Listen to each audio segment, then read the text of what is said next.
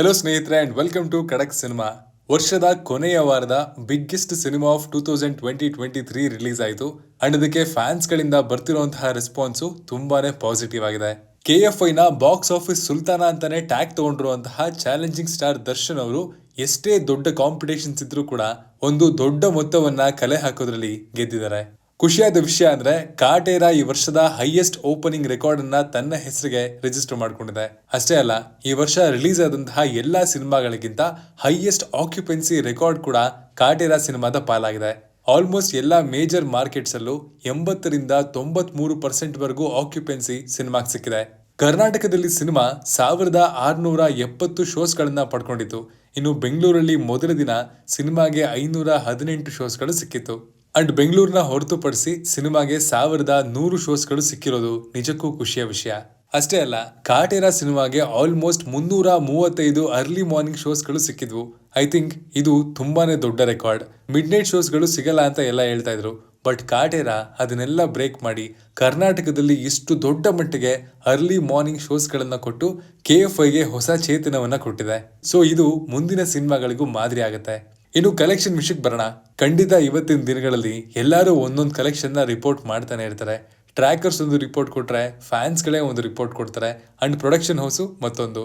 But ಇಲ್ಲಿ observe ಮಾಡಬೇಕಾಗಿರೋದು and appreciate ಮಾಡಬೇಕಾಗಿರೋದು ಎಲ್ಲಾ ಟ್ರ್ಯಾಕರ್ಸ್ ಮತ್ತು ಪ್ರೊಡಕ್ಷನ್ ಹೌಸ್ ಗಳ ಪ್ರಕಾರ ಇರುವಂತಹ ರೆಕಾರ್ಡ್ ಅನ್ನ ಡೇ 1 ನಲ್ಲಿ ಕಾಟೇರ ಬ್ರೇಕ್ ಮಾಡಿದೆ. ಹೋಲ್ ಕಾಟೇರ ಸಿನಿಮಾ ತಂಡಕ್ಕೆ ಸಿನಿಮಾನ ಈ ವರ್ಷ ತಂದು ನಿಲ್ಸಿದಕ್ಕೆ ತುಂಬಾ ದೊಡ್ಡ ಧನ್ಯವಾದ. ಅಂಡ್ ಫ್ಯಾನ್ಸ್ ಗಳು ಕನ್ನಡ ಸಿನಿಮಾಗೆ ಸಪೋರ್ಟ್ ಮಾಡಿ ಕನ್ನಡ ಸಿನಿಮಾಗೆ ಸಿಗುವಂತಹ ಬೆಲೆನ ತಂದು ಕೊಟ್ಟಿದ್ದಾರೆ. ಅವ್ರಿಗೂ ಸಹ ಕೋಟಿ ನಮನಗಳು. ಈಗ ಕಮಿಂಗ್ ಟು ರಿಪೋರ್ಟ್. ಸ್ಯಾಕ್ನಿಕ್ ತುಂಬಾ ವೆಲ್ ನೋನ್ ಅಂಡ್ ತುಂಬಾ ಜನ ಡಿಪೆಂಡ್ ಆಗುವಂತಹ ಸೋರ್ಸ್. ಇದರಲ್ಲಿ ಸಿನಿಮಾ ಮೊದಲ ದಿನ 13 ಕೋಟಿ ಗ್ರಾಸ್ ಕಲೆಕ್ಟ್ ಮಾಡಿದೆ ಅಂತ ರಿಪೋರ್ಟ್ ಮಾಡಿದ್ದಾರೆ.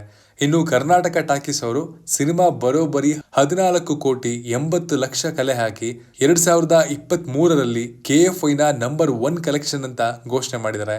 ಇನ್ನು ಪ್ರೊಡಕ್ಷನ್ ಹೌಸ್ ಅವರು ಕೆಲವು ವೆರಿಫೈಡ್ ಸಿನಿಮಾ ಹ್ಯಾಂಡರ್ಸ್ ಗಳಿಗೆ ರಿಪೋರ್ಟ್ ಅನ್ನ ಕೊಟ್ಟಿದ್ದು, ಅದರ ಪ್ರಕಾರ ಸಿನಿಮಾ 19 ಕೋಟಿ 79 ಲಕ್ಷಗಳನ್ನ ಕಲೆ ಹಾಕಿದೆ, ಇನ್ಕ್ಲೂಡಿಂಗ್ ನೈಟ್ ಶೋಸ್ ಅಂತ ಹೇಳಿದ್ದಾರೆ. ಇವೆಲ್ಲದರಲ್ಲಿ ಯಾವ್ದು ಬೇಕಾದ್ರೂ ನಿಜ ಆಗಿರ್ಬೋದು, ಟ್ರ್ಯಾಕರ್ಸ್ ಹೇಳಿರೋದು ಅಥವಾ ಪ್ರೊಡಕ್ಷನ್ ಹೌಸ್ ಅವ್ರು ಹೇಳಿರೋದು. Cinema already 2 big notable records ಗಳನ್ನ ಮಾಡಿದೆ.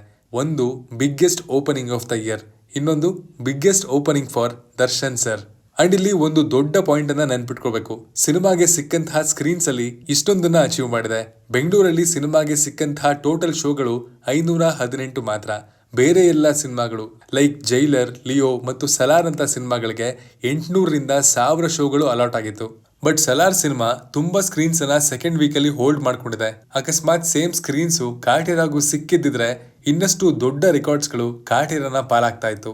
ಮೈಸೂರಲ್ಲಿ ದರ್ಶನ್ ಅವರು ದೊಡ್ಡ ರೆಕಾರ್ಡ್ ಅನ್ನ ಮಾಡಿದ್ದಾರೆ.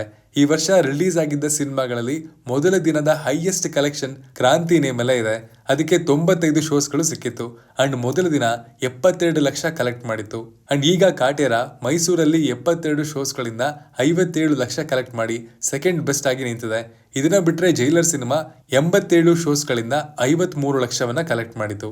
ಬೇರೆ ಯಾವ ಸಿನಿಮಾ ಕೂಡ ಈ ವರ್ಷ ಮೊದಲ ದಿನ 50 ಲಕ್ಷ ಕಲೆಕ್ಟ್ ಮಾಡಿಲ್ಲ. ಥಿಯೇಟರ್ಸ್ ಮತ್ತು ಸ್ಕ್ರೀನ್ಗಳ ವಿಷಯದಲ್ಲಿ ಕನ್ನಡ ಸಿನಿಮಾಗಳ ಹೋಲ್ಡ್ ಕಡಿಮೆ ಇದೆ ಅಂತ ಅನ್ಸುತ್ತೆ. ಸಲಾರ್ ಸಿನಿಮಾಗೆ 9ನೇ ದಿನಕ್ಕೆ ಬೆಂಗಳೂರಲ್ಲಿ 505 ಶೋಸ್ಗಳು ಅಲಾಟ್ ಆಗಿದ್ರೆ, ಕಾಟೇರ ಸಿನಿಮಾಗೆ 2ನೇ ದಿನಕ್ಕೆ 438 ಶೋಸ್ಗಳು ಅಲಾಟ್ ಆಗಿದೆ. ಮೈಸೂರಲ್ಲಿ ಕಾಟೇರ ಮುಂದೆ ಇದೆ. ಕಾಟೇರಾಗೆ 55 ಶೋಸ್ಗಳು ಅಲಾಟ್ ಆಗಿದೆ. ಅದರಲ್ಲಿ ಆಲ್ರೆಡಿ ಎಷ್ಟೋ ಶೋಗಳು ಸೋಲ್ಡ್ ಔಟ್ ಅಥವಾ ಫಾಸ್ಟ್ ಫಿಲ್ಲಿಂಗ್ ಆಗಿದೆ. ಇನ್ನು ಸಲಾರ್ ಮೈಸೂರಲ್ಲಿ 77 ಶೋಸ್ ಅಲ್ಲಿ ರಿಲೀಸ್ ಆಗಿತ್ತು ಅಂಡ್ ಈಗ 42 ಶೋಸ್ಗಳನ್ನ ಉಳಿಸ್ಕೊಂಡಿದೆ. ಒಟ್ನಲ್ಲಿ ಥಿಯೇಟರ್ಸ್ ಮಾಲೀಕರಿಗೆ ಡಿಸೆಂಬರ್ ತುಂಬಾನೇ ಖುಷಿ ಕೊಟ್ಟಿದೆ ಅಂತ ಹೇಳಬೇಕು.